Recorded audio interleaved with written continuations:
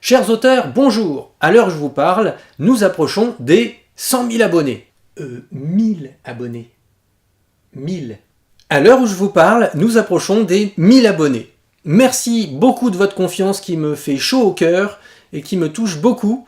Et merci aussi pour tous vos commentaires que vous me laissez à chaque fois.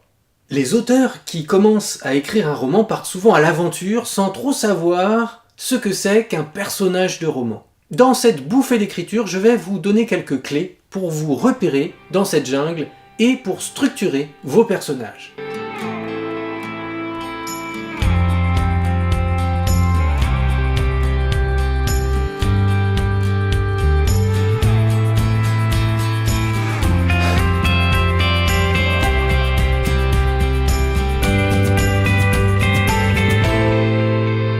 Vous pouvez créer vos personnages de deux manières.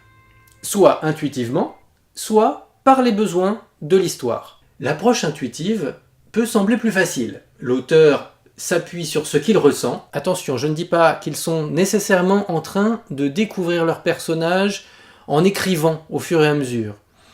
Ils peuvent très bien faire des fiches très détaillées de personnages, mais ils le font intuitivement, selon leur ressenti. Ils prennent leurs personnages tels qu'ils sont déjà dans leur histoire, comme si c'était une personne à part entière. Bien sûr, ça peut marcher, mais c'est oublier qu'un personnage est avant tout artificiel. Oui, en effet, un personnage est d'abord artificiel. C'est important d'en prendre conscience si vous voulez bien camper vos personnages, car cela va vous débarrasser d'un certain nombre de problèmes tout naturellement. En effet, même s'il correspond à quelqu'un qui existe vraiment ou qui a existé, que vous connaissez, le personnage est toujours construit par l'auteur qui doit choisir quelques éléments pour construire une sorte de masque vivant. La raison est simple. D'une part, un roman est une œuvre très limitée. On ne peut pas collecter la vie continue d'un personnage en seulement quelques centaines de pages. Seuls quelques événements phares seront mis en lumière et on réserve dans l'ombre le reste, autant dire la quasi-totalité. Mais surtout, l'auteur choisit de les présenter dans une histoire particulière avec une perspective propre, son propre jugement d'auteur. Il devra donc sélectionner un certain nombre d'éléments qu'il devra mettre en jeu dans une intrigue biaisée. Reste à savoir quels éléments choisir. Voyons donc ensemble quelques grands principes pour vous y aider. On peut distinguer trois grandes strates dans les personnages. D'abord, la surface, c'est son apparence. C'est la moins importante, mais la plus visible. Le personnage appartient au monde, à l'univers décrit ou évoqué dans votre histoire. À ce niveau, il n'influence pas l'histoire, mais il peut servir de figurant, s'il n'est qu'à ce niveau. La première victime inconnue, d'un meurtrier par exemple, qui va permettre de manifester l'action du meurtrier au lecteur. Ou un enfant, subjugué par le héros, au même titre que le décor, il sert à parfaire l'ambiance et à renforcer l'émotion. À ce niveau, il est souvent important de donner des repères au lecteur pour les personnages à retenir. 2 ou 3 détails serviront d'accroche mémorielle. Cela peut être physique, un détail physique comme une cicatrice en forme d'éclair, vestimentaire comme un chapeau et une pipe, son métier, un tic de langage, bref, 2 ou 3 détails que vous apprêterez de façon différente et qui marqueront la mémoire du lecteur. La deuxième strate, c'est la psychologie. Même si vous écrivez un roman où prime l'action, vous gagnerez en profondeur si vous enrichissez le mental de vos personnages, ses motivations, les faiblesses, les aptitudes, etc. Bon, je ne vais pas tout développer ici, car c'est un monde. Et puis intuitivement, on peut déjà sortir pas mal de choses. Sans tomber dans l'excès et créer des psychopathes ou des névrosés, il est intéressant de dresser le portrait affectif de chacun de ces personnages. De ce point de vue-là, il est toujours intéressant de lire des livres de psychologie, de vulgarisation, pour enrichir ces personnages. Évidemment, il est plus élégant de fonder l'apparence de votre personnage dans sa psychologie. Oui, cette petite cuisine, vous la gardez pour vous.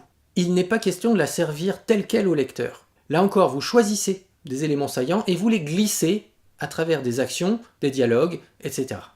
La troisième strate, c'est celle du rôle logique. C'est la strate majeure, essentielle, sur laquelle tout repose. C'est à ce niveau que se concentre toute la puissance logistique d'une histoire. Si votre personnage tient un rôle dans votre histoire, ce dernier doit être clairement défini, car il influence l'intrigue. Autrement dit, son action structure l'histoire. Pour bien comprendre, prenons un raccourci en passant par les archétypes. Les archétypes sont des rôles qu'on trouve dans toutes les grandes histoires. Et ils peuvent prendre des visages très différents. D'ailleurs, au passage, un personnage peut être non humain. Et pas seulement dans la fantasy ou dans la science-fiction. Ce peut être un cheval, une voiture, une tornade, etc.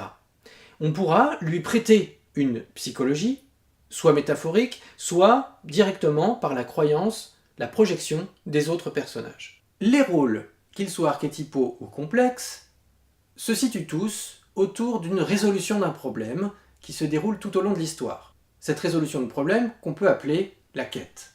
Par exemple, le premier archétype le plus connu est le protagoniste.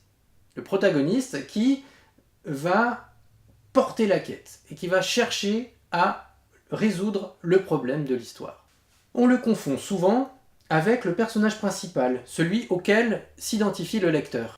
Mais ce n'est pas du tout une obligation. Le personnage principal peut très bien se placer différemment par rapport à la quête. En face du protagoniste, nous avons l'antagoniste, qui lui va faire en sorte que cette quête n'aboutisse pas. Remarquez, cette quête n'est pas forcément bonne. Un protagoniste peut très bien chercher à faire sauter la planète, et l'antagoniste sauver le monde en l'en empêchant. De sorte que le protagoniste n'est pas toujours le gentil, et l'antagoniste pas toujours le méchant. Le mentor, lui, montre la voie. Il sert de boussole, il aide indirectement. En face, le subversif cherche à rebattre les cartes, et remet en cause l'ordre indiqué par le mentor. Remarquez bien, là encore, c'est un ordre logique. La quête et l'ordre indiqué par le mentor n'est pas forcément bon. Alors il y a d'autres archétypes, bien sûr, que je détaille dans la formation Structurez votre roman, mais cette bouffée d'écriture s'allonge à vue d'œil. Si ce sujet vous intéresse, laissez-moi un commentaire et je pourrai faire d'autres vidéos sur ce sujet. Bon, cela dit, vous n'êtes pas obligé d'utiliser des archétypes purs. Vous pouvez très bien les mélanger et former des personnages complexes. L'important est de hiérarchiser vos personnages. Certains seront utiles à l'intrigue et il faudra les présenter de manière particulière au lecteur. Vous leur donnerez une psychologie pour approfondir, enrichir leur personnage et une apparence pour accrocher la mémoire.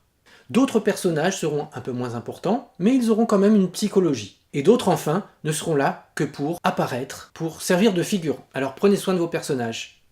Au boulot! Voilà, cette vidéo est terminée, j'espère qu'elle vous a plu. Si c'est le cas, laissez-moi un pouce bleu, c'est toujours apprécié. Et partagez-moi en commentaire comment vous créez vos propres personnages. Posez-moi toutes vos questions, j'essaierai d'y répondre dans les prochaines bouffées d'écriture. À bientôt!